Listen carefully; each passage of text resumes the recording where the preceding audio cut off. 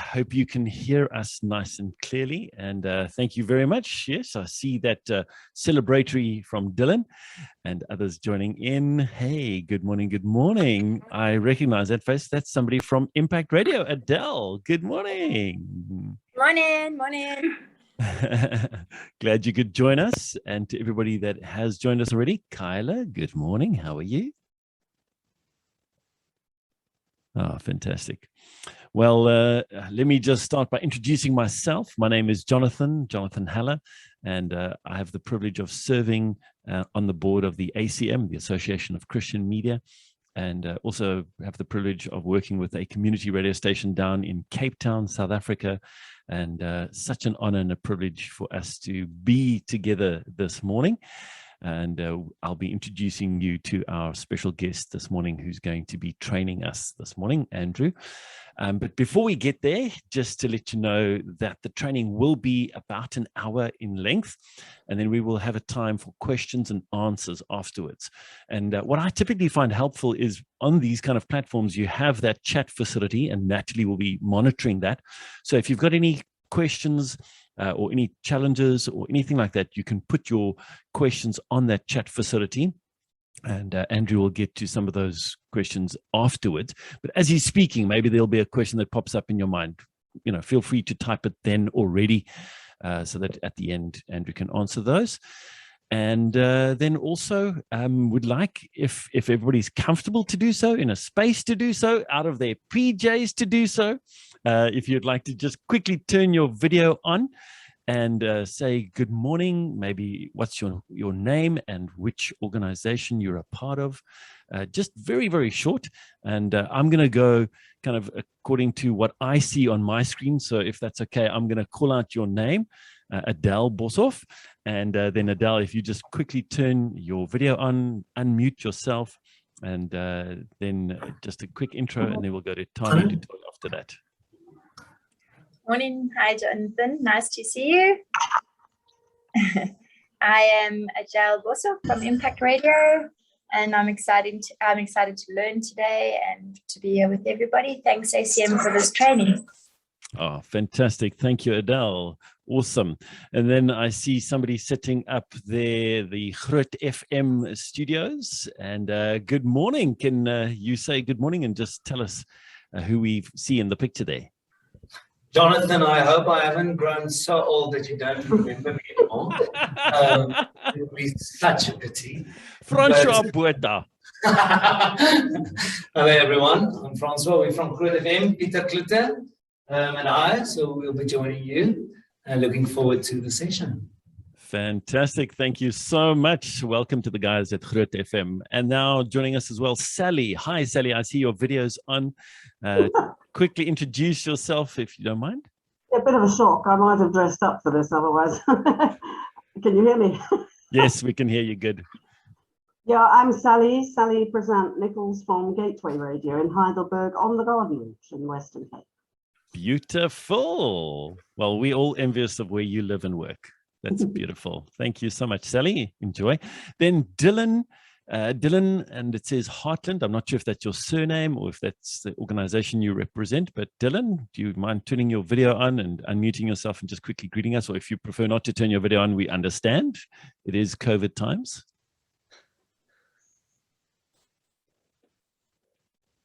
Oh, you got to unmute yourself, please, Dylan. Yeah, you're muted. Yeah. Oh, you're in studio. Oh, cool, cool, cool. We understand. Dylan's in studio. You see, this is the power of video. That's so brilliant. Thank you so much, Dylan. Then Megan Mayring, would you mind unmuting yourself and just quickly saying hi? Megan? Okay. Okay, no, that's fine. And I see Sibongile can't talk either. Thank you very much for posting that chat quickly. Then Renata. Hi, Renata from TWR. Are you available to quickly say good morning and hi to us? Good morning. Yes, I'm Renata from TWR. I'm the social media manager. Fantastic. So nice to meet you, Renata. And then just popping up on the screen, David Hotchkiss, the legend. Hi, sir. Thanks for joining us. Good to be here. Thanks, Jonathan. Yeah, sorry I was a few minutes late. No problem. We'll make sure that everybody gets a cappuccino on you. You're welcome. You're welcome, as long as it's virtual. There we go. And then Kyla. Hi, good morning, Kyla. Would you mind unmuting yourself? And if you're comfortable to unmute your to video, switch your video on. Hi, I'm Kyla. I'm from Walk Through the Bible. It's good to be with you, everybody. Oh, fantastic. And then Mr. Peter Rabert, are you available to quickly say good morning, Peter? How's it? Yeah, I am. How's it, Jonathan? Hi, good to see you. How's it going? Good. I'm looking forward to it. I'm Peter Rabert from Impact Radio. And yeah, how's it, everyone? Fantastic. Thank you so much, Peter, for joining us. I really appreciate that. And then Neo, I'm hoping Neo Botswana is also available to unmute and join us just to say a quick good morning, and then we're going to get into today's program. Neo Botswana is actually Michelle Couture, Sean Pillay, and Althea Naidu, the three of us here at Good News. I did change my profile, but it doesn't stick to the changes, and I joined so quickly that I couldn't change it properly, but I'll get the hang of it. We'll catch you on that. Thanks. No, thank you, Michelle, and welcome to the rest of the team there. Fantastic. Well, now, ladies and gentlemen, it gives me great honor to introduce, well, firstly, before I introduce our speaker for the morning, just want to acknowledge Natalie Turco, who's been coordinating all of this and everything. So thank you so much for all your work and your effort behind the scenes. And she's going to be monitoring the chat feed. So again, for those that maybe joined a little bit later, if you have a question while Andrew's speaking, feel free to make a comment and write your question there. And then afterwards, at the end of the presentation, there'll be an opportunity for us, for Andrew to answer some of those questions. So please go ahead. But yeah, thank you, Natalie, for the work that you've been doing and the work you're continuing to do. And then let me just quickly say that Andrew Richard is going to be speaking on social media, how to sort the real news from the fake. And I think that is so important for us as people in Christian media. And he has spent more than 11 years as a researcher serving the missions community with relevant research, previously head of research at In Context International. And Andrew has written over 200 articles providing a Christian perspective on world news, and has authored 3 editions of the World Hotspot List, which have been translated into Russian, Arabic, and Mandarin. I didn't know you could speak all those languages, Andrew, but well done to you, buddy. Andrew's also the author of a new book on deception called Deception, A Christian Perspective, and how to separate the news from the noise and the facts from the fiction. And Andrew is director of the Institute for Strategic Foresight, a nonprofit serving the church through scenario planning, and is based in Johannesburg, more specifically on the East Rand. So if you're heading out that way, or if you are from that side, go and check Andrew and say hi to him and his family. Andrew, I'm going to let you take over from now, and thank you so much for what you're going to teach us this morning. Thank you, Jonathan. Let me just put on the presentation, see what's going to work here. There we go. Can everyone see the slide? Jonathan, you can just go. So thank you so much for the introduction. Natalie, thank you for the invitation. Everyone joining in, I hope I don't disappoint. I know that ACM has had 2 previous little seminars and they went well, so let's hope we can build on that. I'm acutely aware that the mind can only comprehend what your seat can endure. So when we talk about sitting down an hour, I'm not sure how much your mind will take in if your bum's so sore. So as a speaker in over 11 years of research as well, I've spoken around the world, and this one rule has always been very critical for me as well, or key, that don't let people sit too long. So if you feel that your brain is going down, you feel foggy, whatever the question, whatever the situation might be, stand up, stretch your legs. I can't see you, so don't worry. And then sit down again, and we'll try and get through it. Obviously, deception in social media, or deception in any media, is a topic that we can speak on for days, and probably a full day or day and a half or 2-day or weekend seminar even. I've done seminars on the subject that ran over a week long, obviously over evenings. But because it's so a current subject, because there's such a problem with fake news, with conspiracy theories, with hoaxes, with misinformation, or just too much information, there's a real problem in our society, especially when it comes to media. And you guys in radio, if it's print media or it's online, doesn't matter where you are, it becomes very critical to ask yourself some questions before you post something, before you announce something over the radio, before you write something. It's a world where you can do anything and you can be crucified for everything else. So it's very important to know what deception looks like, how to spot it and then to handle it. Because many journalists, I mean, we had a couple of years back in South Africa, some of our top journalists were caught out having misleading headlines, stories that never happened, they didn't do the research. It's absolute sloppy journalism. We call it yellow journalism, actually. And but yeah, we'll look at all these today. But thank you so much for the opportunity. But let's jump right into it. I think to start with, a good definition of what deception is will work. Now, the Oxford Dictionary is always my place to go. So it's an act or statement which misleads.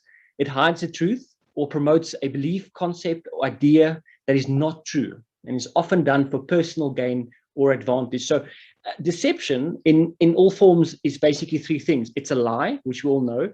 It's a deliberate lie to hide something else, normally the truth. And then it's done for the benefit of the deceiver. And when we look at social media, especially on where clicks equal money, or shares or high fives or likes or whatever you might call it, the tweet, if you're on Instagram, if you're on Snapchat, doesn't matter what you're doing, even on WhatsApp, every time you forward something or like something or interact somewhere, money is being made. Now, I'm not saying that all these avenues are making money because they want to deceive you and they're on purposely sending you deceptive messages to try and trick you in order to get money.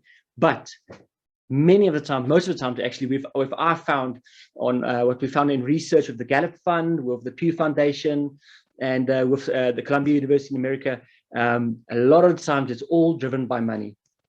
The question is why? Yes, I just said it's because of money, but why? I think the bigger question of why is, why do we fall for deception? Why are we so easily swayed to something? And for Christians, if you can see the next slide, you've got the United Nations there, you've got Bill Gates there, you've got a picture of Corona on a mask, you've got Pope Francis there, you've got representation of the one world order with the all-seeing eye and the $1 bill, and you've got a let's say it's an Islamic terrorist. I'm not saying it's Taliban because Taliban normally don't cover themselves. So let's say it's a previous ISIS affiliate. But we are almost, without knowing it, we are deceived, especially with things like when we have confirmation bias, or we are biased against the Catholic Church, and anything about the Pope will be negative. If we are biased against the top 1% in the world who has all the money, obviously Bill Gates is one of them, we are biased against them because they only want to rule the world.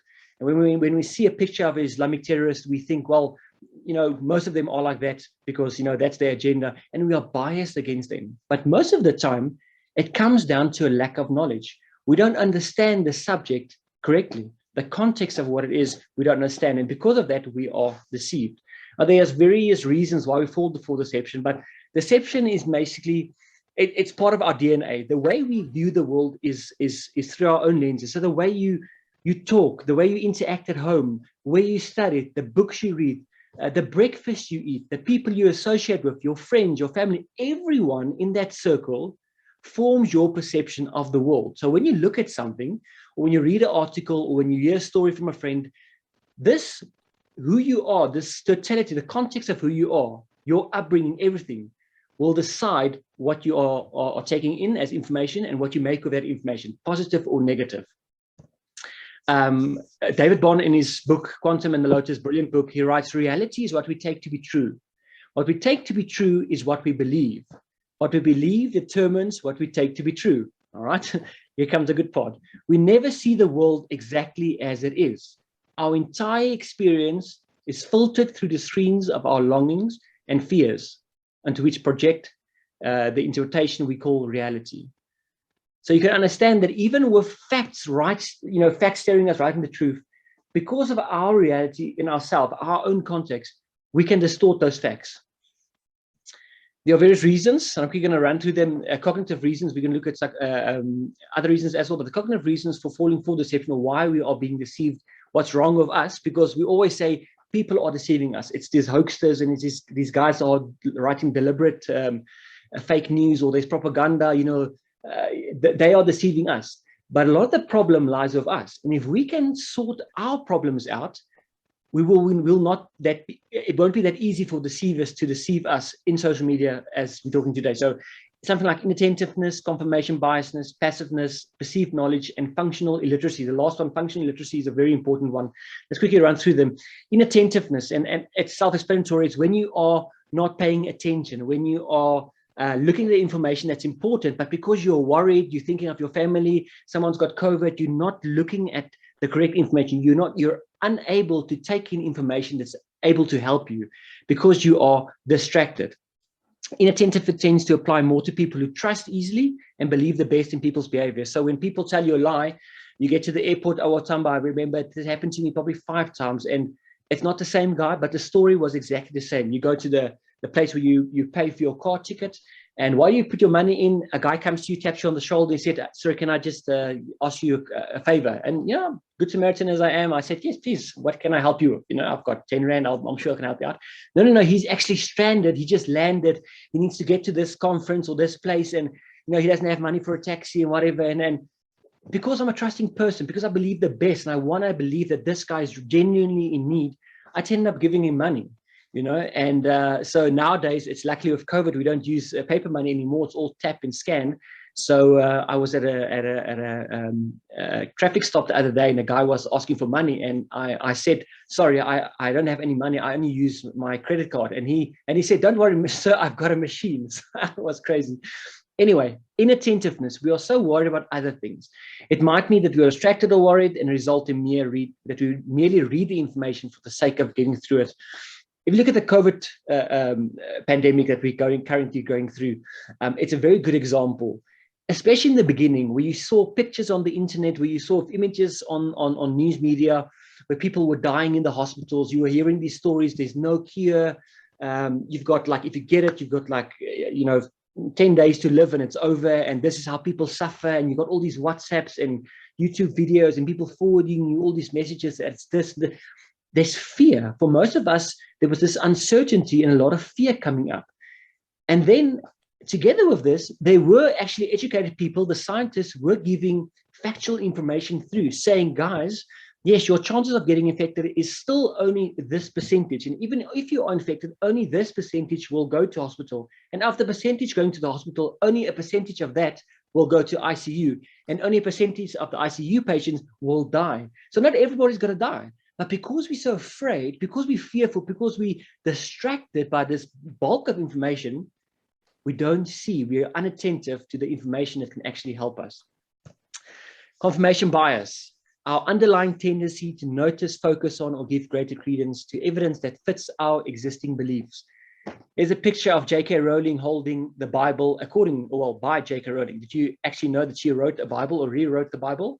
I can't see any faces or hands, but I assume that some of you have seen this picture before. And the reason I'm using this picture with explaining confirmation bias is because there's a lot of bias against the Catholic Church or anyone who is Catholic, and especially the Catholic Pope. Depending where you are on the religious Christian spectrum, from Orthodox to super evangelical, somewhere someone won't like the other. Even Catholics don't like person A and person B don't like the Catholic. It doesn't matter. We are not here to discuss a religion or theology. We are here to discuss how biasness allows deception to creep in. So a lot of people saw this image, Holy Bible by Rowling. Now you'll see on her right hand as she holds the book, you can see the cover of a Harry Potter book. So everybody looking at it will say, well, if you just look closely, that's a fake picture. That's a hoax. She did not write the Bible. And I even told people this is a hoax. And then people sent me the article. And the article read, the latest PR coup of Pope Francis has been to hire famous revered children's author, J.K. Rowling, to rewrite the Bible. Now, if you only read that, you think, yep, that's the Catholic Church. I've got a biasness against them. Obviously, that's something they would do. You read further. It is hoped the author, most famous for a Harry Potter series, can make it more accessible and believable. I like that, more believable, for a new generation of Catholics and Christians. Now, obviously, I received this over, I think it was a period of 3 years. I received it 4 or 5 times per year. And sometimes the same person sending me this exact photo.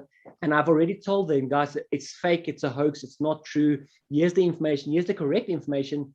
It's not true. Even J.K. Rowling in her own blog said that, it's quite funny, but it's not true. I never rewrote the Bible. The Pope didn't ask me. Even the Vatican sent out a statement saying it's a hoax. But people, because they have a bias against the Catholic Church, they believed it. And so, we try to test whether this is true. Do people really have a biasness in this regard? So we found 3 other articles and we sent them to people to see if they would believe it. Pope Francis to replace the Bible with another book, Pope Francis to revise the 10 Commandments, and Pope Francis to implement the New World Order. And you can believe me, 9 out of 10 times people believed us. It's absolute made up headlines. It's fake, completely fake. The Pope never did any of those things, but people believed it because they had a biasness against him. So we have to watch out for our bias, being biased against anything. Perceived knowledge is when you think you know all the facts and you don't feel the need to check. When I was at varsity, I made the big mistake of thinking that, if you get a textbook, you read the introduction, and the introduction is there to kind of summarize everything you need to know. So why would I want to read the whole chapter? I mean, the chapter is 100 pages, the summary is 20 pages. I'll go for the 20. I'm right for exams. Every time I went to the exam, guess what? I failed. So I thought I knew all the facts from reading summary. I didn't feel the need to go check because I thought, come on, a summary is everything you need to know. I was mistaken. When you think you know something well enough, but you actually do not. Now, in 2013, Pastor John Hagee wrote the book, The Four Blood Moons. Many of you will know it. And there was a lot of messages going around about the blood moons, whether it's fake or not, is he making it up? And as a matter of fact, John Hagee actually did a lot of research, years of research, actually, and you'll find it in his book. Now, whether you believed in what happened there or didn't happen there, whether you believe he was just onto nothing, it doesn't matter. The point is this. With perceived knowledge, a lot of people read John Hagee's book and made themselves the experts when they were not the ones doing the research. They did not spend years gathering information and going through peer review. So imagine a conversation in a cell group or in a home cell group where Kevin asked, wow, I wish I could interpret prophecy. He's probably reading Daniel, or he's probably reading one of the Old Testament prophets, or he's reading Revelations. And he said, well, I wish I could interpret prophecy. Well, here comes Bob in the cell group, and he says, don't worry, brother, I've got the gift. You know those people, I've got the gift. Let me tell you about the blood moons. Now, you kind of look at Bob and you say, wow, Bob, well, I didn't know you had the gift. Yeah, sure. Tell me about the blood moons. And then Bob explains to you what's happening and what it means and how many years it takes for every blood moon to come. And this is what happened on the previous blood moons in Israel's history. And this is what it means. And it's going to mean this for the new Israel. Bob sounds like an expert. But Bob is only an expert because he read the Four Blood Moons by John Hagee and you did not. Bob thinks he knows a lot about prophecy, but he actually does not. Bob has perceived knowledge. And now functional illiteracy, the inability to understand information correctly. This is very critical. I spent 11 years doing world news. I focused a lot on Islamic terrorism as well, and then on the East China, the move of China and Russia into Russia, obviously, into the Baltic nations, and then China into Southeast Asia and the South China Seas, and especially now as well. So looking at the context, I had to learn exactly what the A, B, C's to Z are of China's ambitions in the South China Seas. I had to know exactly who's Vladimir Putin, who was his uncle, who was his aunt, who was his cousins. I needed to know everything about Vladimir Putin, sorry, to understand why he's doing the things he does. Why would he go and take Crimea? It has a lot to do with Syria. Did you know that? And Barack Obama. Have you ever made that connection? So you need to know the context of a subject before you can really understand it. If you can't understand it, if you can't give me the A to Z, the history and probable future of a subject, you should probably stay away because you will be caught out with false information that you are unable to verify. So here's a good example. In Germany, it was New Year's Eve 2015, 2016. So the 1st January 2016 then. Allegedly, 1,200 women were sexually assaulted on New Year's Eve in Frankfurt. All right, so there was the reports coming out, and the assaults were done by refugees. Remember, Germany over 2014, 15, and 16 received over 1 million Syrian refugees out of Syria, obviously. And there was a lot of cry going in, saying this was going to be the Islamization of Europe. This was going to be terrorists are going to infiltrate coming in through the refugees. This is very bad for Europe. And then came out this report, all right? And then there was a magazine in Poland, The Network, who published this picture. So it's a white European lady, and the arms pulling at her, you can see it's darker, so it's a Middle Eastern color. And the title, which you can read there in if you can read Polish, in red, it says the Islamic rape of Europe. The report about what the media and Brussels elite are hiding from the citizens of the European Union. So they sent out this front page article, the Islamic rape of Europe. Now, what's interesting is neither Deutsche Welles, which is a very reputable German news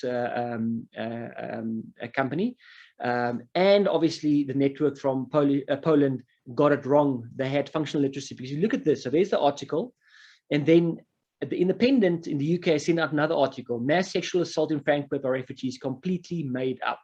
Now, what I want to show you is this: the dates. The German report from Deutsche Welles came out in 2016. All right, in July. 7 months later, in 15 February 2017, 7 months later, information came through that actually it was fake. So what happened with Der Spiegel, not Der Spiegel, but with the Polish magazine, The Network, is they heard the rumor that women were sexually assaulted by refugees. And without feeling the need to go verify the facts or go interview anyone, and when I mean interview anyone, I'm not saying only interview the supposed victims, I'm saying interview the refugees. You need to interview both sides unbiasedly. That is journalism 101. But they didn't. So they sent this front page article out, and obviously they sold hundreds of thousands of papers, magazines that week, because who doesn't want to read about the Islamic rape of Europe? I mean, who's going to be next? So they illiteracy in the subject of what refugees are, and are they violent or not, led to these false articles being made. There was this article, and because I did research in Germany, I went there to Germany and France and Greece to do research on the intake of the refugees and how the European Union was taking this, in the church, what was the response from the church. And we found that the majority of refugees, I think it was 6 million at that time that fled out of Syria, only about, and it was actually less than 1 million, went to Europe. 5 million of them stayed within their own cultural countries, means they went to Turkey, they went to Jordan, they went to Lebanon, they went to Egypt. If the idea was to Islamize Europe, don't you think 5 million would have gone to Europe and 1 million stayed in the Middle East? But actually it was different. So people are lying to each other. And then passiveness, it's a disinterest in wanting to know the truth. So it's sometimes when you don't have an interest in something. People ask me, do you watch rugby, what's your team? So I say, well, I watch national sport, so when the Proteas play or when the Boks play, fantastic. But don't ask me when any of the provincial teams play, because I'll just know it's the black team and the blue team and the green team and the red team. I have no idea. I don't have interest in that. So I'm passive towards that. So if someone sends me an article on what's happening in rugby today, I'll read it passively just to get through the article, but I won't take in any of the information. I think it's 2015, Prague magazine sent out the following article: Dutch Reformed Church of South Africa to permit polygamy. The Dutch Reformed Church said that submitting to authorities also implied making use of their customs. And if the president, and at that time it was Jacob Zuma, can have more than one wife, then keeping with Romans 13, every Christian man in South Africa can have more than one wife.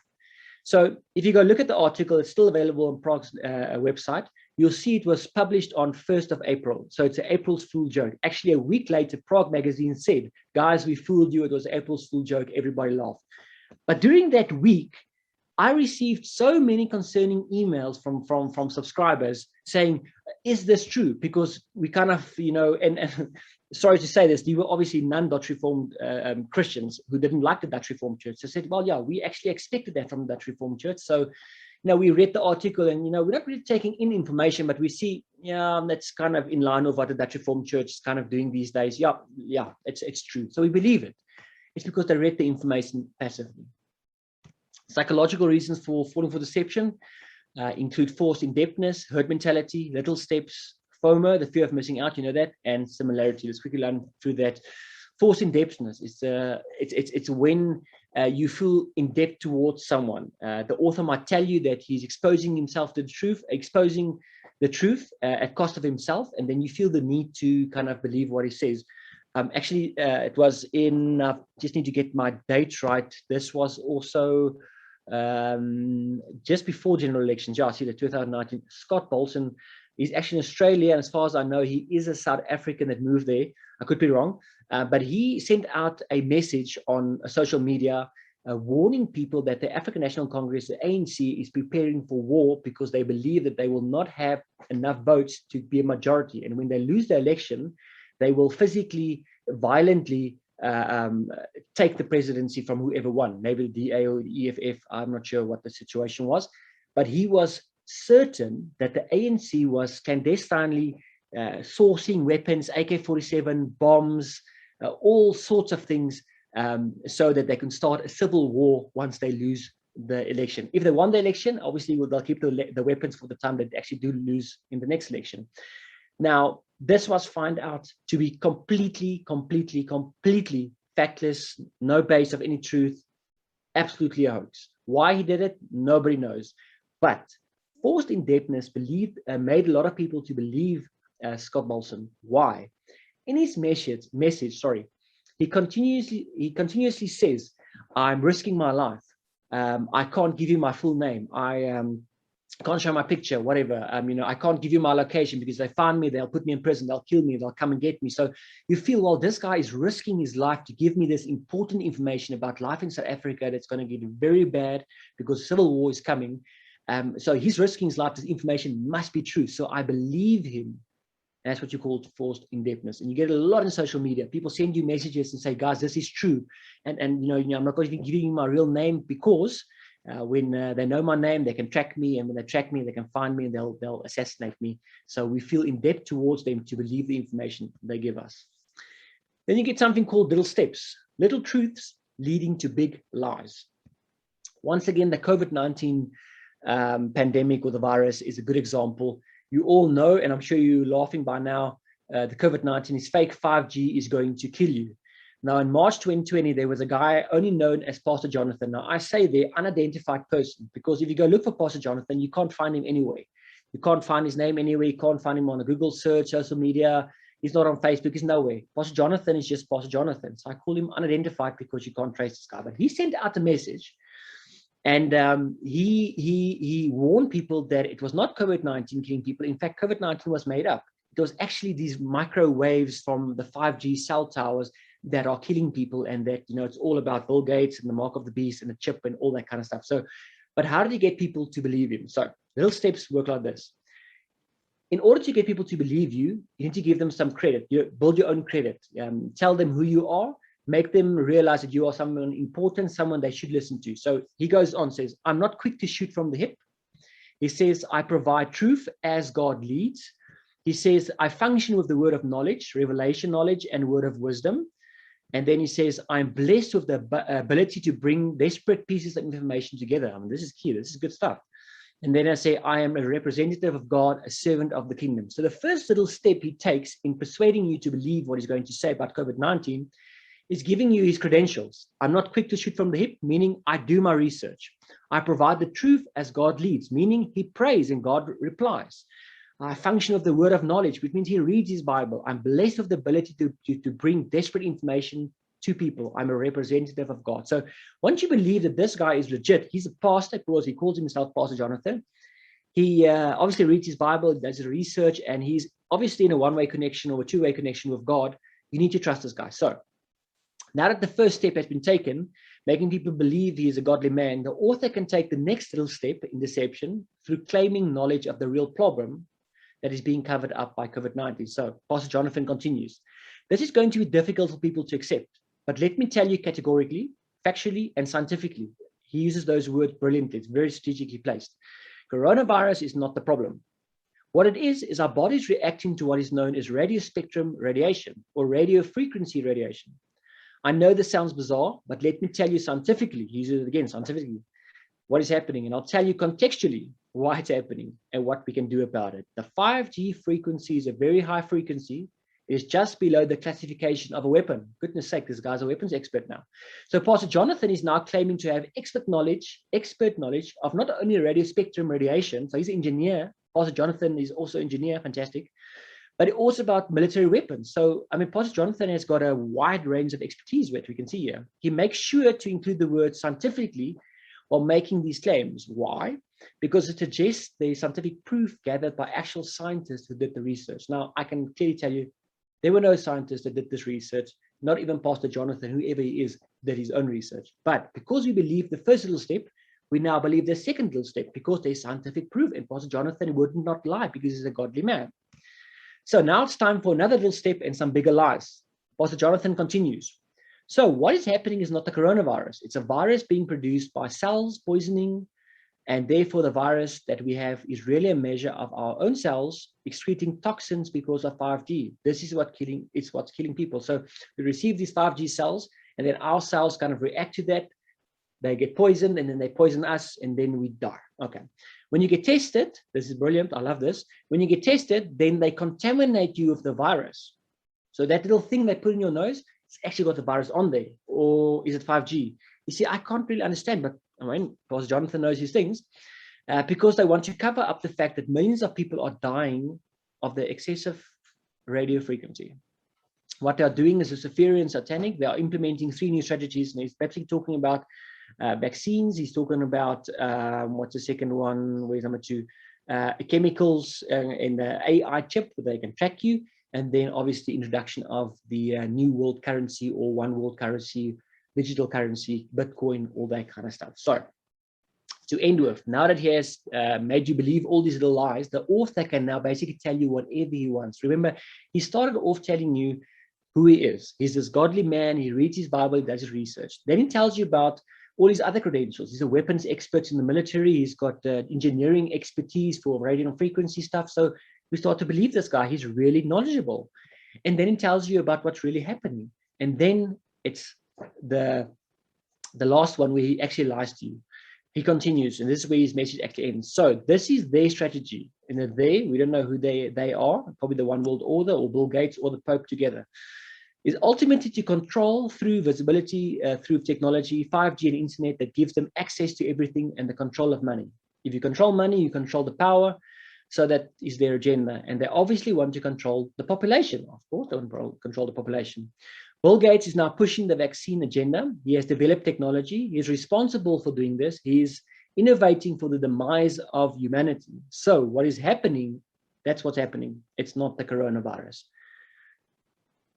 That's what we call the little steps method of deception. Now, con artists, the guys who con you into giving them your money, use the same principle, little steps. They build your trust step by step by step. And when they've got your trust completely, they can sell you anything from, they can sell ice to an Eskimo, it doesn't matter, or sand to someone in Saudi Arabia, and you'll buy it by the buckets full. The one we all love, conspiracy theories. Once again, I put the pictures down there because they kind of encapsulate all the ones we know. People often believe, or at least pay attention to conspiracy theories because they raise legitimate concerns. You know, the thing of conspiracy theories, and I'm apt not to, in the beginning, I was frustrated because, you know, as a researcher and an investigative journalist, I know I do my work. So I got irritated when people sent me things which is clearly conspiracy related. And the ABCs in trying to find out the truth, whether it's false or not, is actually so easy. You know, so I thought, you know, people believe in conspiracy theories, they are very dumb. You know, we should not even associate with them. You know, there should be a clear division. Scarpa van die bokke. You should not even talk to them. And then I realized, you know what? We are all susceptible to conspiracy theories, and it's not our fault. You see, in the face of too little or too much information, we tend to make up something that we understand for ourselves, and we believe that. So looking at the coronavirus again, because it's a current subject, and I'll use that a couple of times, it's easy to understand how quickly we believe in conspiracy theories or in theories that are not tested or proven otherwise. There's so much information. Nobody is giving us the correct answers. We want to know, will I die? Is the vaccine safe for my children? Is this okay? Can I do this? How's the lockdown going to influence my work? We ask these questions. Nobody's telling us. So we've got more questions than answers. So we go to places, normally blogs and obviously social media, to find answers because other people are also asking these questions. What does it all mean? What does the one world order mean? Is there going to be a microchip? What does it mean if there is a microchip? And then we find people like-minded who have answers. And then we say, but this answer makes sense to me. And all the answers making sense come together and they form this big conspiracy theory that is untested. We feel vulnerable when we have more questions than answers. But when we feel we have more answers than questions, we feel empowered and in control.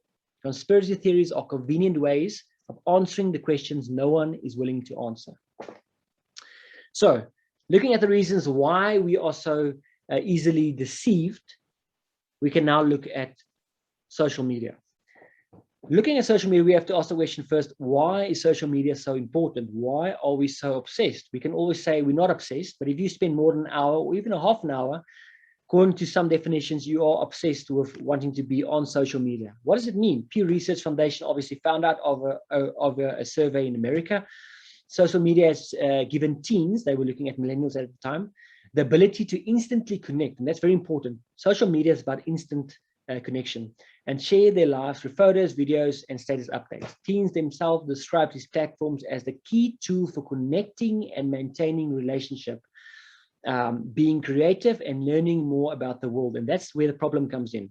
We have no problem, and nobody should ever have a problem with just connecting on social media. It's wonderful, especially if you've got friends overseas or colleagues in a different country, especially now with COVID and the lockdowns. Social media is great. You can still keep connected. But where it's coming to learning about the world or anything else, social media is a trap.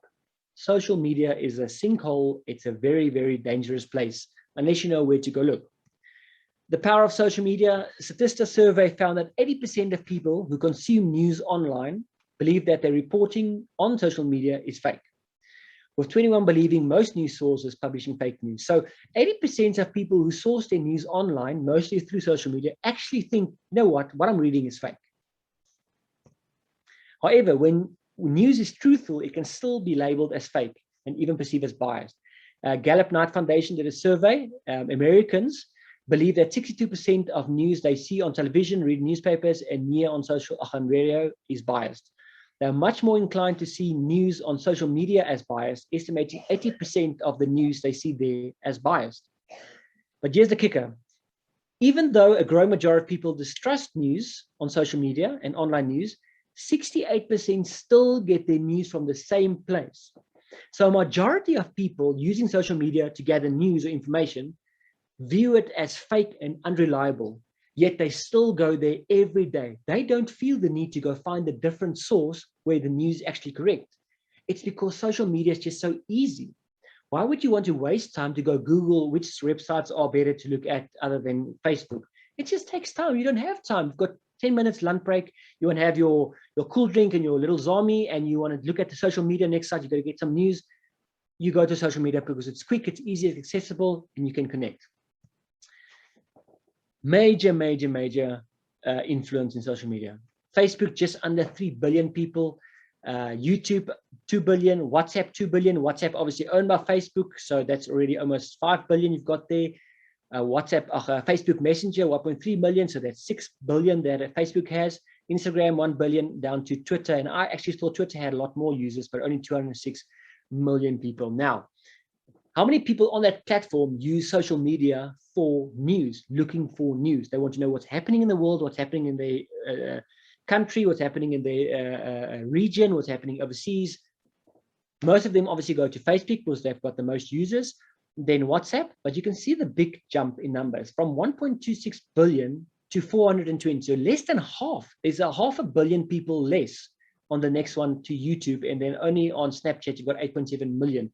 So Facebook remains the most popular site for news media.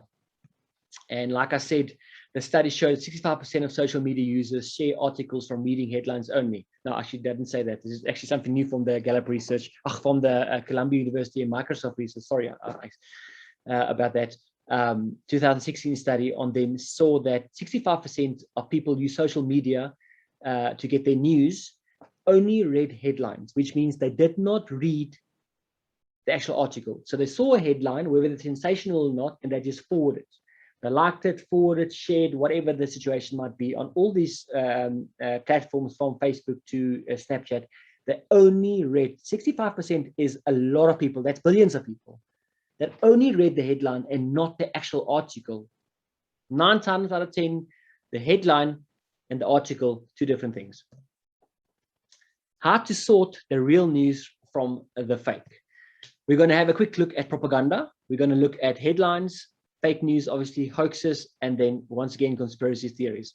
So before we get to that, let's look at Joseph Pulitzer. Now we know him, Pulitzer Prize, very prestigious prize in writing, in journalism as well, and writing. So if you want to learn about what makes media work, the history of Joseph Pulitzer and his media is probably the best place to go to. So he turned news articles into stories. So news was and should always be about what happened, where did it happen, when did it happen, why does it matter? Because the reader, you need to sell a newspaper and the reader needs to understand, but this is why I need to read this. So what, where, when, why?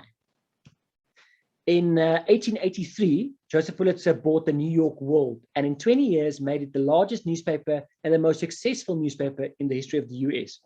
How did he do that? Because news prior to him buying the New York World was just about what, when, where, and why. So what he did is he added drama to news. He said, people don't just read facts. They want to be part of the story. They want to talk about the story. They want to gossip to their friends about a story they read. And when they gossip to their friends want to know, wow, this sounds interesting. I'm also going to buy a newspaper. So how do we sell more newspapers? We add drama by turning news articles into stories with plots, actors, conflict, colorful details. Pulitzer turned strictly fact-based news articles into stories with sharp dramatic focus that both implied and aroused intense public interest. Pulitzer made stories dramatic by adding blaring headlines, big pictures, eye-catching graphics. His journalism took events out of their dry institutional context and made them emotional rather than rational. Emotion is a big part. Immediate rather than considered, and sensational, and that's very, very important. The emotional and sensational elements within a news story is what sells today. Here's an example. So I wanted to know, that was back in 1800s and they're running to 1900s. So is this still applicable today? Are people still adding drama? So you'll look at a website like Reuters. Now, Reuters is one of your most reliable news sources in the world. They've got stringers and news offices around the world, and they normally report all the facts, right? But even in their reporting, you'll find drama somewhere. So here's an article from 14 September, a couple of days ago, last week. Nuclear envoy from Japan, US, and South Korea met after North Korea missile test. So you go find this, it's there, it's not fake news, it really happened. And then you'll read what happened. So they say there was a nuclear envoy from Japan, United States, we know what and where and when. It was in South Korea, it was about Pyongyang firing off a new long-range missile. So we've got the facts right there, and we know why it's important to us. And then they add some drama. The drama is very, very well hidden. And if you're not looking closely, you won't notice it. It says, for instance, the White House said they are still preparing to engage with Pyongyang despite the recent missile test. But US President Joe Biden's administration has shown no willingness to ease sanctions. Now, we know that prior to Joe Biden becoming the president of the United States, Donald Trump actually met Kim Jong-un in North Korea to talk, not in North Korea, sorry, to talk about the nuclear standstill they were having. And there was a kind of a relationship building with them. Coming with Joe Biden, that relationship is completely gone. So the drama is saying clearly, Joe Biden is not a good president because he's not willing to talk to North Korea. It goes on, it says that in the end, while Washington is a close military and economic ally to both Japan and South Korea, ties between the Asian neighbors have been strained over the issues, including sovereignty and the occupation of the Korean Peninsula and their wartime history. So he's adding a drama saying, yes, we're talking about the Pyongyang drama crisis now, the nuclear disaster or the nuclear crisis in Pyongyang in North Korea, but then completely different subject. Oh, we've got some problems between South Korea and Japan as well. So if these guys can't even work together, how are they going to work with the US in countering North Korea? So there's a little bit of drama added there. Gateway News, I'm not sure if someone from Gateway is on this Zoom today. You guys actually got this article from AP or AFP, Associated Press. And so it's from 10 September this month. Biden administration suing Texas over heartbeat abortion ban. Now, the Heartbeat Act in Texas, people are not allowed to have abortion. If there's a heartbeat, you can't abort. I think it's close to before 10 weeks, or if there's not a heartbeat for medical reasons, you can abort, otherwise not. So the Biden administration is suing Texas governors over the heartbeat abortion ban. Now, this is actually true. It happened. That's factual. So the what, when, why, that's what happened. There was a heartbeat ban. That's why they did it. This is why it's important to us. And then some drama. Adding the drama, still very disguised as well. It remains to be seen whether the suit will fare better before the Supreme Court than the abortion challenge it rejected last week. So instead of just giving the information that the Biden administration or the White House, or let's say the Democrats are suing the Texas Republicans over this heartbeat abortion ban, they're saying, hey, but just by the way, the previous time this happened, it failed. So they're adding little drama. So these are all hidden dramas. Now, here's one from AP that was republished by News 24, 15 September, that shows the drama from the word go, and it's this article sells from the drama it makes. So it starts with drama. Bodies of rebel fighters dot the road and fields leading to Shena, a village in the mountains of northern Ethiopia that this month saw one of the most gruesome reported incidents in the country's 10-month-old war. Goodness sake, there was a better way of saying that, but they start with bodies of rebel fighters dot the roads and fields leading to this town. So in your mind, you're seeing dead bodies lying everywhere. Then you get to the actual what, when, where, and why, the actual facts. What happened? There was a fighting, there was a massacre. Where did it happen? Why did it happen? This is what happened to the people. And then they go, oh, gone. They add more drama to the article.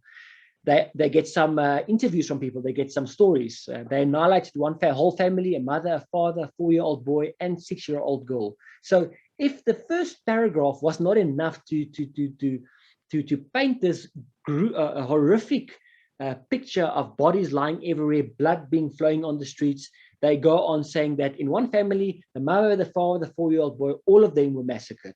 Then they go on, the villagers couldn't stand the smell and the bodies were so bad, so they fled.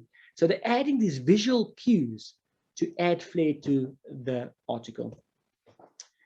In news media, and especially in the way we sell information, because that's basically what we do, because remember, even the most reputable newspapers or news houses, they need to make money. They need to pay the CEO, right? They need to pay the editors. They need to pay the journalists. They need to pay the stringers. They need to pay people. They need to make money.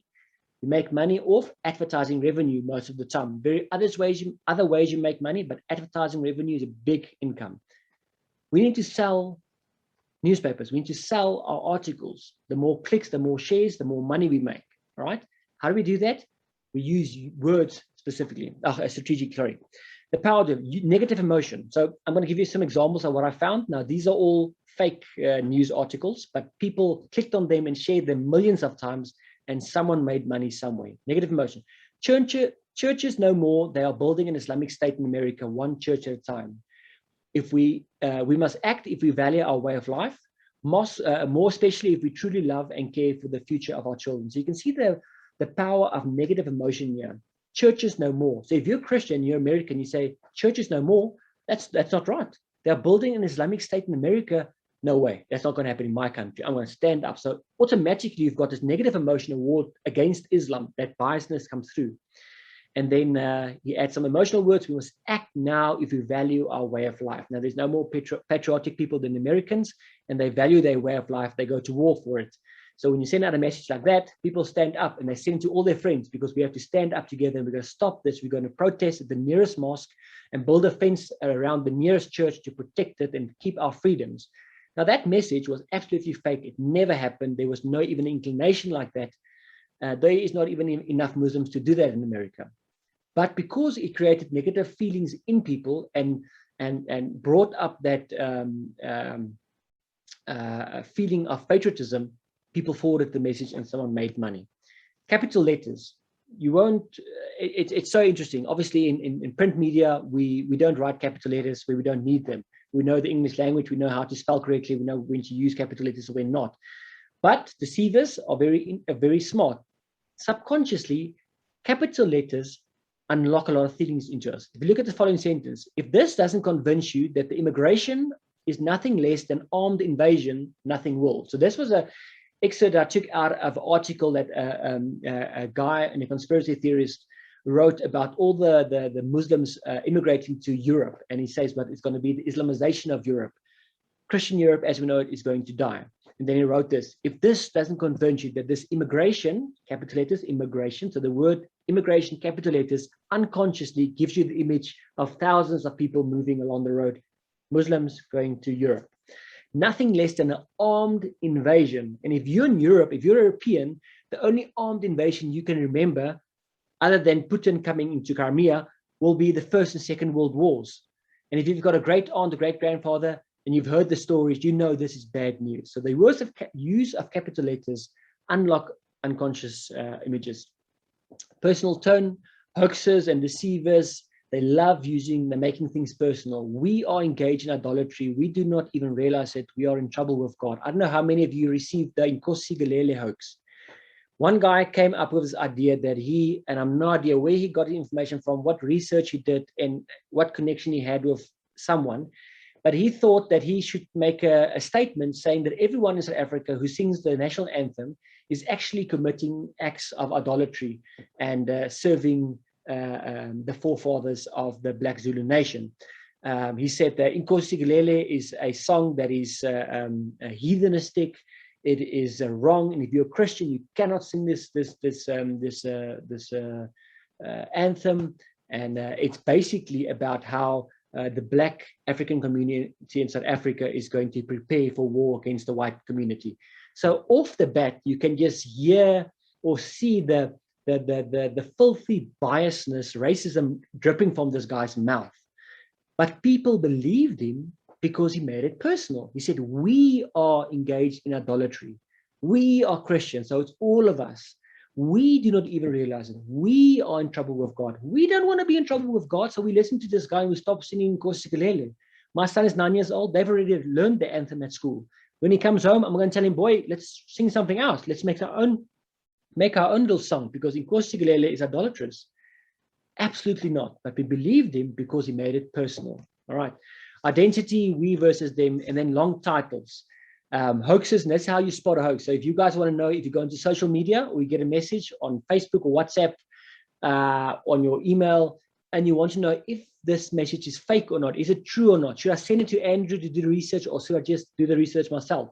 A long title, the longer the title, the clearer the indication that it's fake, it's a hoax, it's deception. Throw it away, don't even open the email. For instance, putting as many claims into the title as possible. Emergency bulletin, the New World Order will be implemented September 25. Actually, this was actually last year, so it didn't happen. The new world currency will be introduced on October 20th. Didn't happen either. We are on the brink of a total worldwide financial collapse. Take action now. And you can see again, capital words, emergency bulletin, take action now. Long title, dead giveaway, it's a hoax. So let's go to propaganda first. We just take time. Propaganda, communication that is primarily used to influence an audience and further agenda which may be the objective and may be selective representing facts. So they choose selective facts to encourage a particular thesis or perception, or using loaded language to produce an emotional rather than a rational response to the information that is being presented. Now, just looking, don't read the words, just see the picture. You've got Mark Zuckerberg, head of Facebook, also owns WhatsApp and then Facebook Messenger. So he's got billions of people hanging on his every lip. Mark Zuckerberg in a picture with Vladimir Putin. Now, obviously, it's quite easy to see that the picture is made up. You can see the cuttings out and people just paste it and put them together. So that was never a picture where Vladimir Putin and Mark Zuckerberg were in the same room together. They never collided. But just by showing you a picture of the two together, propaganda is able to persuade you that they are in cahoots with each other. So here's how to check if you liked or followed Russian propaganda on Facebook. So if you get this article, you get this link from New York Magazine, you think, wow, are you sure? So there's Russian propaganda on Facebook? And then you see the picture of Mark Zuckerberg and Vladimir Putin. And even if your brain is telling you that picture is not true, it's a cutout put together, they were never in the same room, you think, oh, they must be working together, because Russia is well known for their cyber warfare and their spying and their infiltrating of people's websites and social media. So this makes sense. So you think they're in cahoots.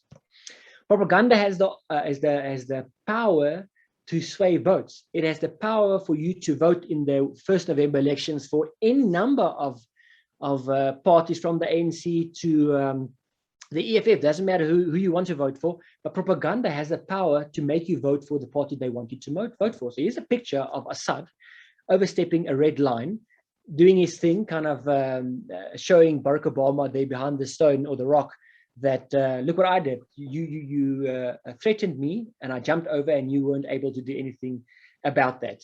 So there you have a picture of Donald Trump sarcastically telling Barack Obama, yeah, just hold my coat because I'm going to sort this out. I'm going to sort out Assad. And we know what he did with Assad. Now, in the beginning, I told you that you have to stand things in context. Did you know that this event, not obviously the picture, but in actual what happened in geopolitical history, when the red lines, I think there was 3 red lines that Barack Obama set for the Syrian president. If you do this, we will attack, we will train rebels, we will put sanctions on you, we will annihilate you in any possible way, we will stop what you are doing, right? What they tried to do with the Taliban in Afghanistan. And Assad 3 times overstepped the red line. And this encouraged Vladimir Putin to say, wow, if America makes such idle threats and nobody seems to worry about it, then I'm going to take Crimea for myself. And when he started amassing tanks and troops and aircraft and military personnel on the border of Crimea, Barack Obama actually said, Putin, don't do it. And Putin remembered, Assad overstepped 3 times and didn't do anything, so I'm going to do the same thing. And he actually annexed Crimea, funny enough. So what this little cartoon does, it shows false representation of President Obama as showing Trump stepping in to fix the issue. This represents one view of a political side that hurts Democrats. It says the Republicans get things done. Vote for Donald Trump. The Democrats, they just set red lines and people step over them, nothing happens. So this use of propaganda in a cartoon was effectively to help people vote Republican and not Democratic. Various sorts of propaganda, name calling. You've got a Big Mac box and a Whopper. Silly Whopper, that's a Big Mac box. So the Whopper can't fit in the Big Mac box. Propaganda showing you or telling you or making you decide subconsciously that McDonald's burgers aren't that big, because if the Whopper can't even fit into the biggest box of the McDonald's burger, then obviously Burger King is much better. Then you've got card stacking in propaganda, which means you put the good facts first. 30% less fat, only 18 grams of this, less salt of this, 0 trans fat cholesterol. But if you turn down around the packet, you'll still read about the sugar content, the MSG, and all the E75s and E74s that are negative to your health. But because they card stack, propaganda put you the best facts first, you buy the product because, wow, propaganda works. Brand wagoning, trust a brand that more dentists and hygienists use. Now, that Oral-B toothbrush is no better than a Colgate one, than a Dischem one, than one you buy at Clicks. It doesn't really matter. You can buy any number, and that Oral-B one costs you 100 Rand, where a normal one at Checkers would cost you 10 Rand or 5 Rand if you buy it in a pack. But because the propaganda subconsciously made you believe that dentists and hygienists say Oral-B is the one that will keep you away from the dentist and will keep your gums clean, you buy Oral-B. Lastly, you transfer propaganda, where they transfer the responsibility onto you, the identity. You are the front line. We cannot stop or contain the COVID virus if you do not mask up and sanitize and vaccinate. They put the responsibility on you. They make you part of the solution. And when you feel part of a solution, yeah, I'm going to go vaccinate. I'm going to put up my mask. I'm going to sanitize. I'm going to do everything necessary to play my part. And propaganda helps to do that as well. Propaganda is only part of the truth, which means it's a half-truth. It's a deceptive statement that includes some elements of the truth. A statement might be partly true, or a statement might be completely true, but only part of the whole truth. A couple of years back, when there were elections in the UK, United Kingdom, there was this advert that came out, vote at 16, it's about time, right? So the Labour Party wanted more votes. They realized that we needed to gain more votes in order to win the election. And then they said, well, you're 16 now, you can get married, you can join the army, and you can get full work. You can work full time. So why can't you vote at 16? So they were actually lobbying Parliament to make an exception that 16-year-olds can now vote as well with the adults. All right. Now, the fact checks were this. You can only join the army age 16 or 17 with your parents' permission. So now you can get married and join the army if you're 16 is a deceptive statement. It's not untrue, but it's not the full truth. You can only do so when you have your permission from your parents. At the age you also need your parents' permission to get married unless you do so in Scotland. So if you're not in Scotland, you can't get married. And since 2013, 16 and 17-year-olds cannot work full-time in England, but they can on the other 3 home nations. So if you're in the UK, you cannot work.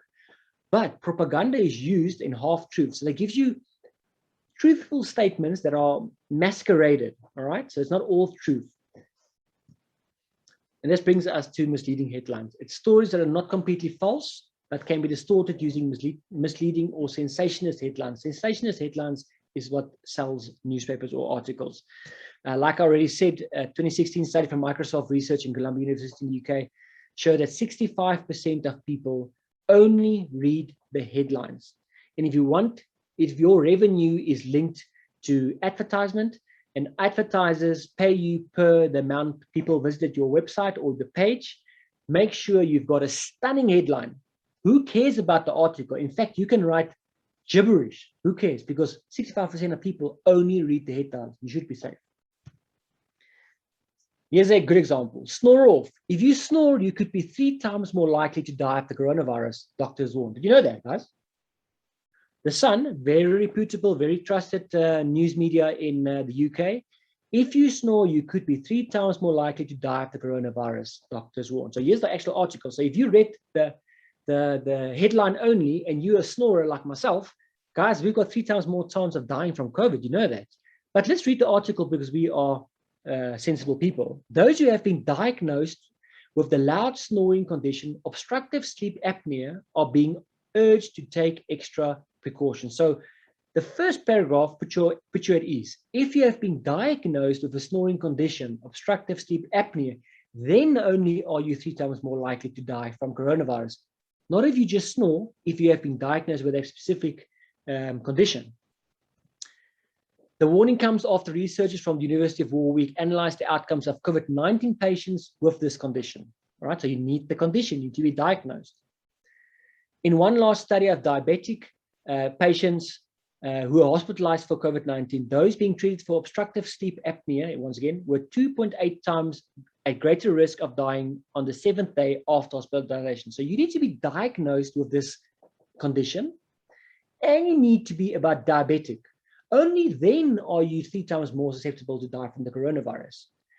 So if you're a snorer and you don't have diabetes and you're not diagnosed with that disease, then you don't have to worry. But because we only read headlines, we all think people who snore, tickets for you. Here's another one. Coronavirus is, look at this, use of capital letter IS, subconsciously. The coronavirus is causing deadly new inflammatory fever in some children. British studies found. Brilliant headline, because it gives you a problem, coronavirus. It tells you about what's happening, deadly for children. And then it confirms this whole headline, British study finds. So it's giving you scientific credentials. You read the article, it says the following. Coronavirus is manifesting as a deadly new inflammatory syndrome in some children. Okay, so it's not coronavirus is causing deadly new virus, only in some children. A British study found. Health Secretary Matt Hancock said last week that he was very worried about the NHS alert over a serious autoimmune response. The study into 8 cases of children admitted to intensive care with coronavirus inflammatory syndrome found that all tested positive for the virus antibodies, showing that they were previously had COVID-19. So there you go. First fact, you needed to have coronavirus pre to coming again and getting this inflammatory fever. 7 of the 8 were clinically obese, and all were from the Black, Asian, and minority ethnic groups.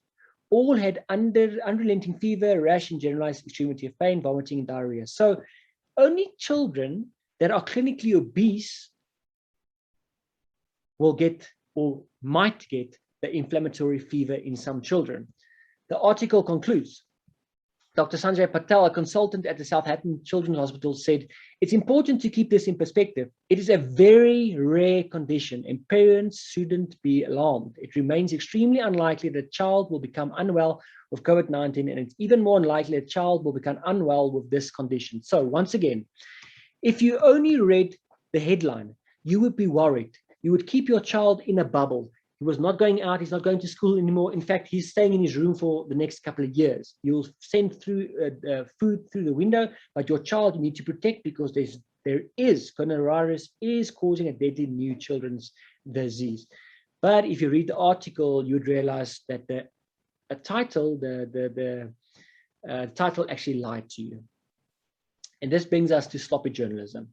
Sloppy journalism is when journalists publish a story with unreliable information without checking all the facts. Sloppy journalism is exactly what it says. It's sloppy. Journalists don't check the facts. They don't credit their sources. They don't make sure the sources have credited their sources. There is various ways you have to look. Stringers for all. We found that stringers sometimes, especially we've done studies in Africa, send you stories because there's a monetary value in that. I worked for a company where every story that a stringer was able to send to us and we published, they get $50 US dollars. I mean, if you broke 1 month and you need money, you make up a couple of stories as a stringer and you send it to your news house. So when breaking news happens, you've got two options. First option is get it out first. Break the news. Be the organization or be the news media, be the radio station that reported the first thing that Jacob Zuma is actually perfectly fine. It was all a hoax. He's perfectly fine. Don't worry. He's not in mental health or in physical health. No problem. You're going to break this story. Or you're going to be the other guy who says, let me take the time to check the facts. Let me go do the interviews on both sides. Let me go interview the prison warden. Let's go interview his prison inmates. Let's go interview Jacob Zuma. Let's go do the work. All right. The threat of sustainable journalism. The problem is this. Journalism as a whole, or the organizations of media, you need money to pay editors. You need money to pay journalists. You need money to send journalists to places to cover stories. You need money to buy cameras for your photojournalists. Money to run the business. We need money. But how do you sustain this when people aren't buying newspapers anymore? When you have to generate funds by subscriptions and people say, well, I don't want to subscribe to a newspaper. It's going to cost me money because I can find all the news I want on social media. I can find all the news I want on blogs. Why do I have to pay a subscription to Reuters? Why do I have to pay a subscription to News 24? No ways, I'm not going to do that. So media houses have to find other ways of making money. So it's a threat. The rapid decline of traditional advertising revenues and the failure of digital advertising to generate sufficient profit have led to an era of increasing urgent experimentation designed to make the business of journalism sustainable. Layoffs are common. Changing media consumer behavior along with the arrival of affordable app-enabled smartphones have also been a bleeding of audiences because we could just go online, don't buy physical newspapers anymore. From traditional news products to peer-to-peer models of information sharing, further draining the revenue. The impacts that it has, depletion of the newsroom staff. If you don't have money, you can't employ as many journalists. Problem is, if you don't have many journalists, the journalists you have are overworked. They can't get to all the work. Increased deadlines because you've got less journalists, more work, but you still have a deadline. Less people can't get to all that work. Deadlines will be breached. Less time and resources to check the balances. Because you have less manpower, you cannot check all the facts. Sloppy journalism comes in. Over-reliance on poorly identified but lucrative native advertising and on clickbait headlines, which risk further eroding audience trust. So you'll find on even the Independent in the UK, Robert Fisk used to write for them, brilliant journalist. He was the only guy who on invitation from Osama bin Laden, interviewed him 3 times, brilliant journalist. He covered the wars in Syria as well. They have clickbait from anything from computer sales to how to lose weight to the newest fashion trends on the side, just to gather revenue. The problem we have is this. The citizen as journalist. Social media platforms are placing audiences at the forefront of content discovery, distribution, collaboration, and in the production of news.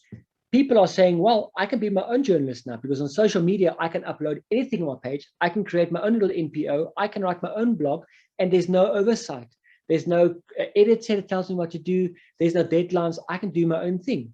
Now, in some ways, citizen as journalist has helped because they have the power to be instant. So I can send a tweet out now and make you feel or make you look bad to other people. Problem is they also steal jobs. There's a picture of the guy saying, "Hi guys, I'm a news photographer," and people turn around and tell him, "Well, so are we. We've all got smartphones, so we can also do what you do." But they don't understand what the photojournalist is. A photojournalist doesn't just take pictures. A photojournalist tells stories.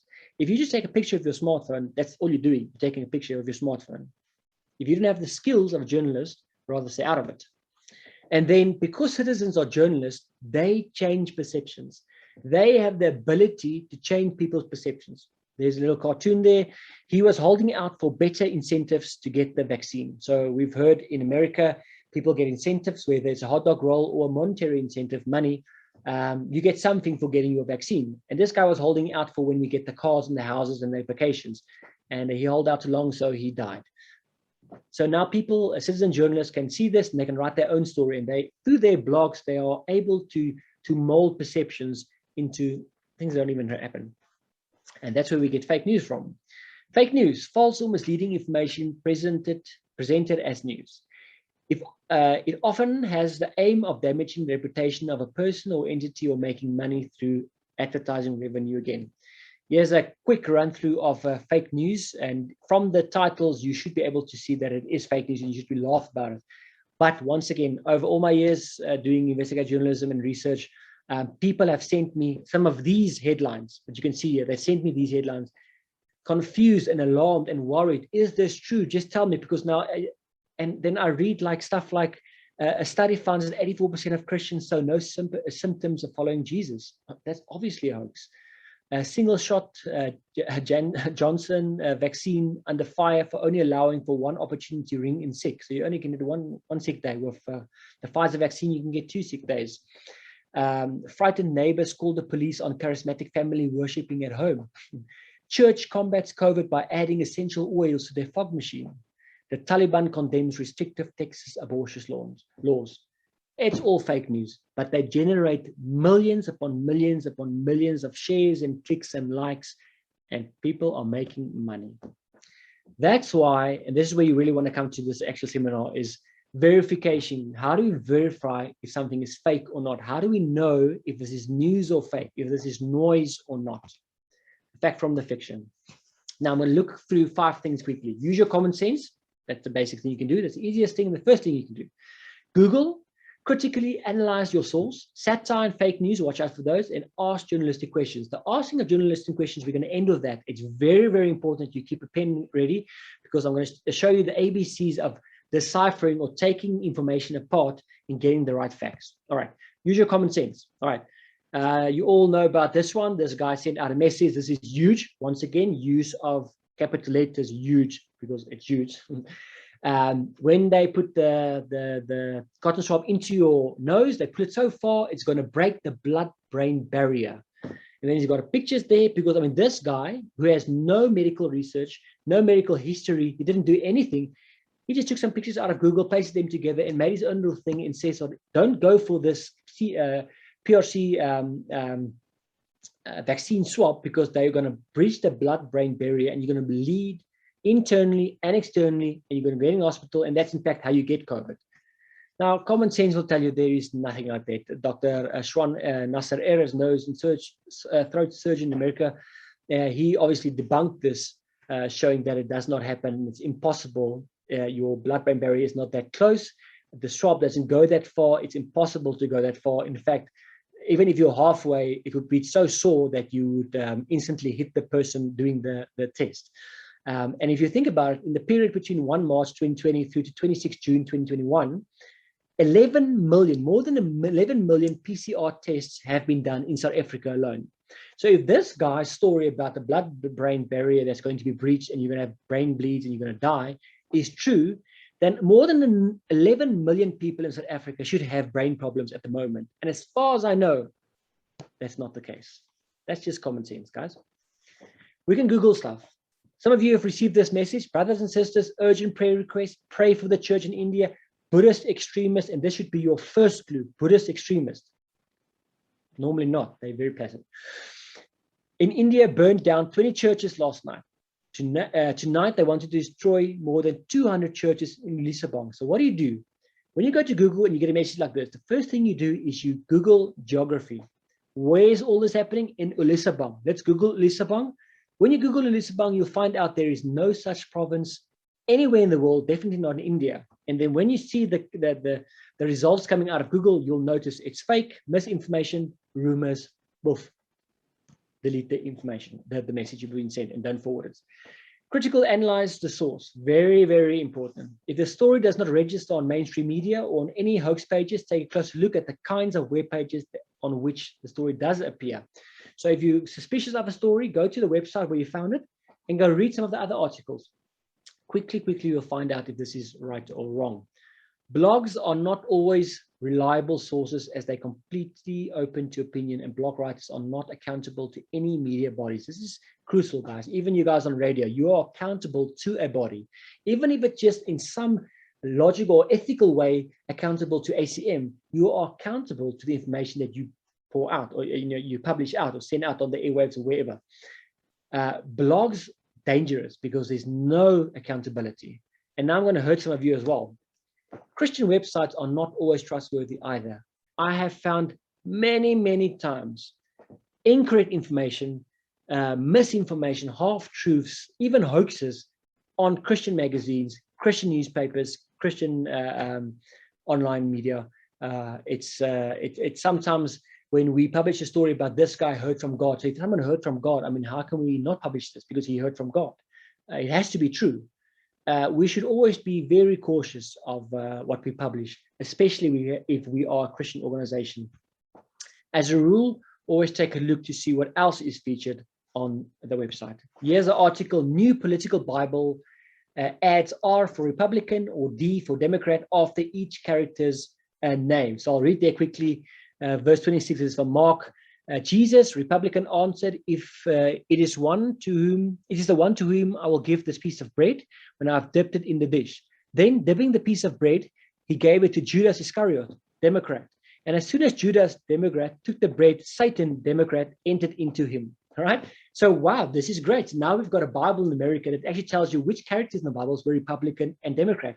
Obviously, this is also a part of propaganda. Once again, showing the Democrats in a bad light and the Republicans in the Jesus column. All right. So obviously, I would by a mere look at the Bible political affiliation edition know this is a hoax.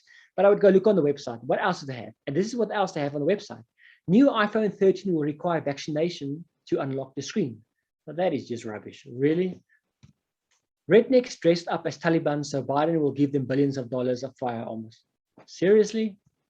Pope apologizes for Catholic Church carbon emissions from burning heretics at the stake. Obviously, now we can see from the other articles on the website that this Bible, political affiliation Bible, is also a fake. So tip number one, or tip of all the tips I've given you, always look what other articles are on the website, because they will give you an answer as to the one you're reading to. Looking at satire and fake news, what I'm just going to do I'm going to do this. So if you've got a pen or if you want to take a picture, I know this is being recorded so you can get the information from ACM afterwards. Satire in South Africa, one Times Live. You'll see the Times, the I is actually a 1 that gives it away. So Times Live and ZA News, well-known satirical websites in South Africa. Satirical websites international, The Onion, Charlie Hebdo, Private Eye, The Bulge, News Biscuit, and the Daily Mash. Fake news websites or fake news publications in South Africa. Now, when I say they are fake news, most of them have, all of them have had elements of fake news where they were caught out with yellow journalism or sloppy journalism, misinformation, sensationalist headlines, and some of them as well as then being complete hoax sites with just rubbish on it. So Live Monitor in Mzansi Live, African News Updates, Mzansi Stories, News 24 TV, not to be thought of as News 24. Pretoria Live, South Africa Latest News, National News Bulletin, and then International, the Beaverton. You go on there. I just want to show you in the international fake news websites, they are very, very smart. Look at the last few. Weekly World News. Nothing fake about that. That actually sounds pretty cool. If I only want to see on a Monday morning what happened the previous news. I want one place. I go to this weekly news source because they will give me all the news from the previous week. It's a good place. Real news right now, World News Daily Report. These sounds like legitimate websites, but they are not. They are all fake websites and all satirical websites. Stay away from them. If you get an article and it's on these websites, delete. Now, ask some journalistic questions. If you're still with me, jump up and down, get your brain running. This is going to be important. Example of an article a couple of years, I think 2014, Israel Prime Minister announces alliance with Al-Qaeda and Hezbollah. Now, from the headline, you're thinking, well, this is interesting, all right? Now, with this kind of article, it's a geopolitical article, you need to have context. So context makes a big difference in what you know as a journalist and what field you're covering. Let's read the article. Beirut, Lebanon. Israel Prime Minister Benjamin Netanyahu announced today that Israel will enter an alliance with Hezbollah and Al-Qaeda to fight the United States and Iran. So you should know by the run-off that that sentence does not even make sense. The announcement came shortly after US President Barack Hussein Obama announced a similar partnership with Iran, aiming at securing victory in Iraq over the anti-Iranian, anti-American terrorist known as ISIS. Political analysts from Fox News and MSNBC were both shocked and amazed, as were I, but managed to place blame on the US Republicans and Democrats, respectively. Fox News analyst Carl Rover placed the blame squarely on President Barack Obama, while MSNBC analyst Chris Matthews blamed George Bush. We have to look at context, we look at the evidence, and we look at the details. So let me teach you how to do this. Place your subject in context. Here's your three subjects: Benjamin Netanyahu, the president or the prime minister of Israel, Hezbollah and Al-Qaeda, two terrorist organizations. Hezbollah obviously backed by Iran and obviously in Lebanon, and Al-Qaeda, we know that they are the bad guys from Osama bin Laden's time. And then partnership with Iran, your context, your subject is Iran there. So looking at Benjamin Netanyahu, we look at things we know factually, not things from the article, but things we know that are true. Benjamin Netanyahu is against Islamic terrorism, which means it doesn't make sense for him to go into alliance with Hezbollah and Al-Qaeda. That's a red flag. He's against Palestine. Hezbollah supports Palestine. Red flag. Hezbollah is a proxy of Iran. We know factually that Israel does not like Iran. Therefore, the sentence does not make sense that they will have an alliance with Hezbollah. And they are a US ally, so why would they fight the United States? Hezbollah and Al-Qaeda, they have both stated their desire to destroy Israel. So there would no way that Israel, knowing that it's the enemy with the intent of destroying them in every possible means, will want to form an alliance. Then we look at Iran. Iran also publicly at the United Nations, the president at the time was Ahmadinejad of Iran, and he publicly, in front of the whole United Nations Assembly, said, we do not recognize Israel and we will remove it from the maps. We will destroy completely.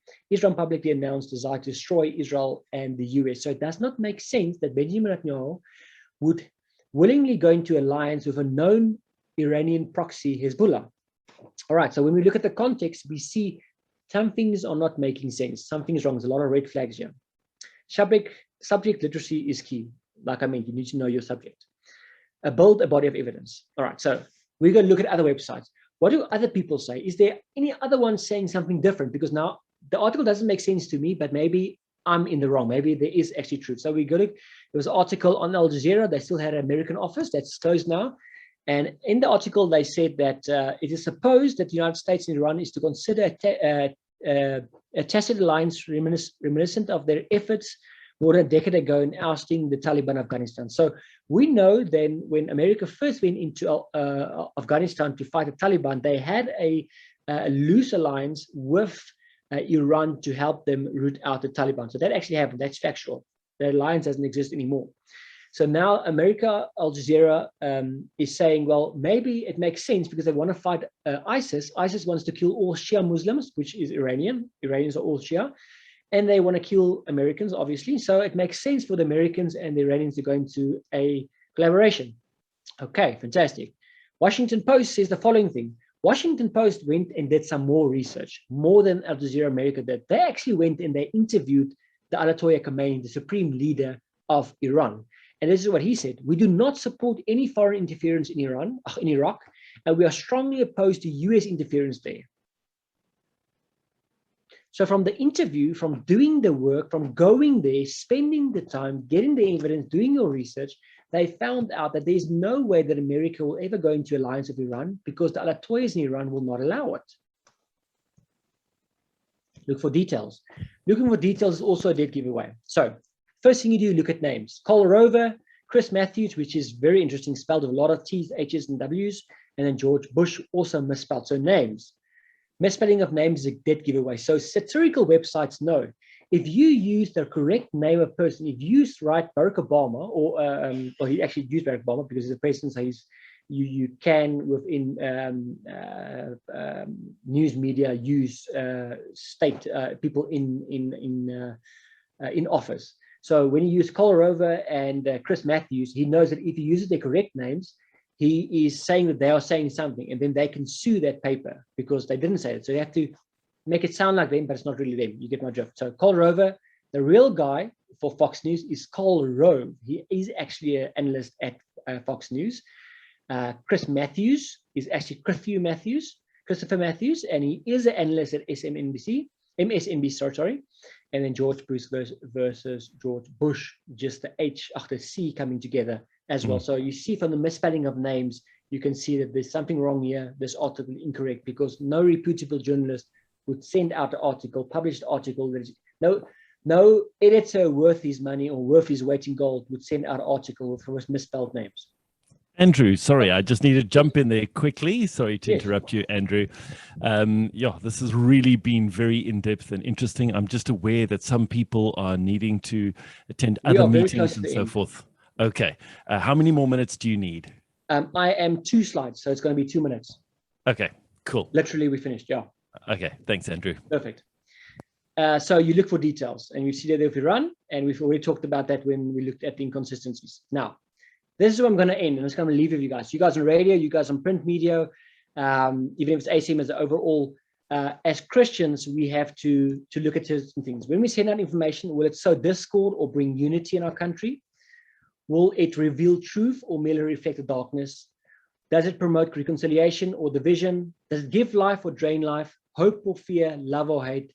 Gather or shatter? Or does my article or my representation, my radio program, whatever it might be, does it stimulate peace or conflict? At any time when you are in the negative column, don't do it. If your reporting is positive, go for it. We have a mandate as Christians to give hope to people listening to our radio stations and reading our articles. So hopefully, I know it's long. Sorry about that. It's been recorded as far as I know, so you can get the recording from ACM. Thank you for this opportunity, guys. I hope you learned something. You can contact me anytime you want. It's Andrew Richards or just arichards.isf@gmail.com. So it's arichards.isf@gmail.com. And you guys can send me any follow-up questions. I know we've run out of time, but thank you for that. Sure. Thank you so much, Andrew. Really appreciate it.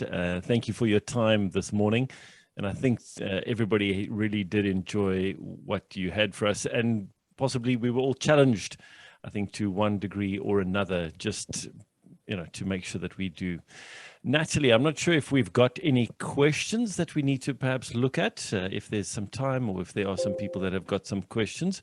I trust that you've been sending through your questions. Sorry, I'm just trying to get my screen so I can see if there are any questions to be asked.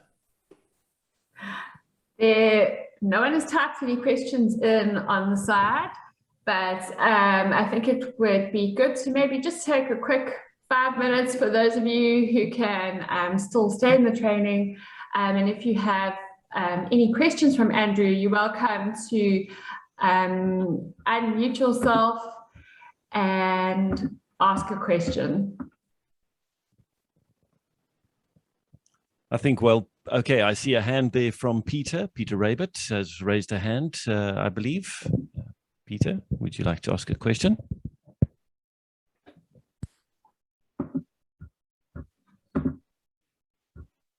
Okay, sorry. No, that was my mouse. Sorry, I had my mouse over. Sorry No, about no that. questions from me. Thanks. Sorry. Sorry about that, Peter. That was my mistake. My mouse was over your name, and so it showed as a hand. I'm like, oh, okay. Sorry about that. From my side, Andrew, I think you touched on it to a degree, and I'll try and keep my question very short, but you touched on it exactly, that, you know, we are reliant on people listening or people watching or people hitting the likes and things like that. Yeah. And there's, you know, a direct correlation, link between those two. My words are running out. So, you know, at the same time, what you ended off, that last slide, and I think, Natalie, if we can make sure that we get that slide and send it off in an email to everybody who attended this training, that last slide is so important. Yeah. But, you know, some people might say, but referring back to your Ethiopian example of the drama that they bring in and that picture, you know, I've always been taught, and many people have been taught in media, that, you know, you must paint a mental picture for people to help people to associate, because otherwise it's just facts and it's boring. So how do we safely navigate that? Yeah, you're absolutely correct. That's also journalism 101. You bring your audience into the story. You have to make them part of that. That's how you sell, because they want to know why it's important to me, and you want to have and a lot of NPOs use that kind of storytelling to gain support, financial support, because you feel kind of, wow, I feel compassionate towards what I just read. I want to make a contribution or whatever. And so how do you navigate that? The problem, and I probably didn't touch on it too much, is it's sensationalist. That's the problem. When they do it overly, when it's kind of, it's enough. You've already painted the picture. Why do you need to continue? I mean, I spent weeks in northern Uganda interviewing incoming refugees from South Sudan, and I can tell you horrific stories. I have my notebook, I think I had 7 notebooks over that time that I filled with just interviews of people that can tell you firsthand, my brother was killed, my wife was hacked to pieces in front of me, this. You can see the physical scars. I met people that still didn't have stitches. They had bandages that I made from shirts. They weren't even at the UN medical camp yet. They were just coming over the border. I met people that I interviewed and were dead the next day because of the wounds. So you can paint this story, but it becomes, for me, especially in Christian media, almost a sin when we over dramatize to get people to read. All right. So yes, make the story, but make your story and stop. You don't have to. For instance, this Ethiopia article, they had their drama, they had their when, what, where, and what, and then they added drama again. It's enough. It's not. It's really enough. But they realized that people are not. And there was actually a study done once again by Columbia University and Harvard University on the levels of emotion in people. So they were looking at people looking at social media and how they interact with information, and they would give them a picture of a dog at the SPCA, or at the pound, very thin, and they would just donate to the SPCA, and then they got like 10 people out of 1,000 that donated. Then they took the same picture and they gave a little story of this dog. He walked so many miles, and we hope to get him. They painted a picture. Automatically, the donations jumped because there was now a story. So they realized people are not compassionate in the beginning. You need to unlock their compassion. You need to put more gruesome details in it. What was the beginning? Sex, drugs, and rock and roll sell, right? Today, blood sells. What's the motto? If it bleeds, it leads. And so yeah, it's very difficult because we have to paint a picture. We have to tell a story. We have to bring people into the story, but not at the cost of sounding too sensationalist and at the cost of the people we're reporting on, because they're getting zero of the benefits of the article. Zero. They're still dying, and I think you get my point. I think that's so powerful what you ended off there. It's not at the cost of the people that we're reporting about, just because our audience is growing or we're getting more likes. Is it actually impacting their lives? So that's very important. Anybody else? Last opportunity for you to ask a question of Andrew. Otherwise, we're going to wrap it up for the morning. Going once, going twice. Gone. Okay. Fantastic. Sure. Well, Andrew, again, thank you so much. At times, I'll just say for myself, it felt like I was drinking from a fire hose, but I think it's necessary for us from time to time to be reminded of that. So important, and just be challenged again. So thank you very much.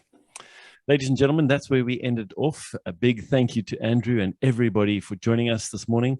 And there will be the recording available, and it'll be made available shortly. So you can just connect with Natalie with regard to that. And then there are many of you who've registered for the next training event, social media, how to market our organizations and build engagement. And please know that we look forward to seeing you next week at that specific training. It's really, I think it's going to be spectacular. So yeah, thank you so much to everybody who's joined us. I know some of you had to go early, but yeah, really appreciate that. Natalie, thank you for all that you've done for us this morning. And we look forward to seeing everybody next week. Thanks, guys.